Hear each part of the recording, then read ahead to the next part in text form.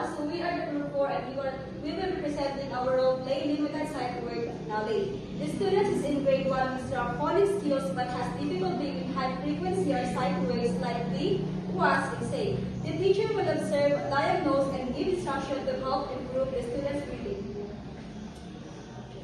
Good morning, class. Good morning, teacher. Okay, so for today's lesson is tatry natin basahin kung ano ba yung nakasulat dito sa Pisara. Okay, so sabay-sabay nga natin basahin kung ano ito. The cat was on the mat. Okay, very good. So napansin ko, class, na nagsistruggle talaga kayo, class. Yes, Mary. Teacher, I don't know that word. Saan ito? Yes, teacher. Okay, how about you?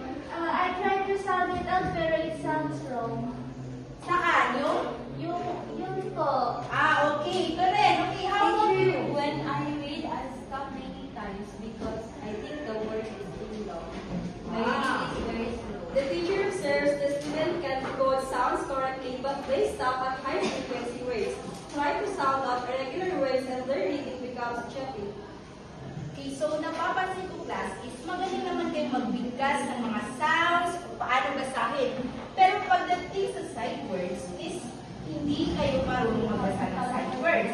So bakit kayo nahihirapan? So tandaan natin, class, na yung sight words is hindi siya binabasa isa-isa. So binabasa natin siya dahil tinitingnan natin siya. So for example, is itong was. So itong was is pinabasa natin siya by familiarizing the words, not to read it isa-isa. Okay, that understand? Yes. Okay, very good. Okay, so paano nga ito basahin itong dala kong flashcards?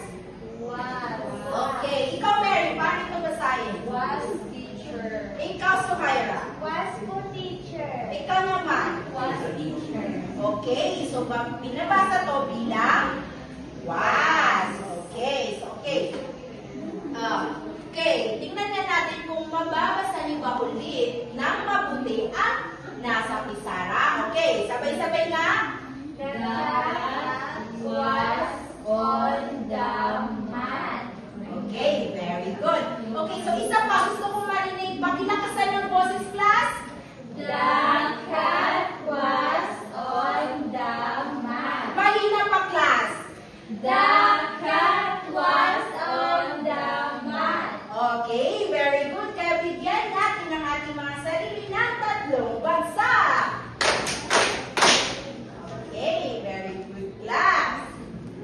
The teacher used an appropriate reading intervention by focusing on sight word recognition by teaching the student to recognize high frequency words. Automatically, the student's reading becomes smoother and more fluent.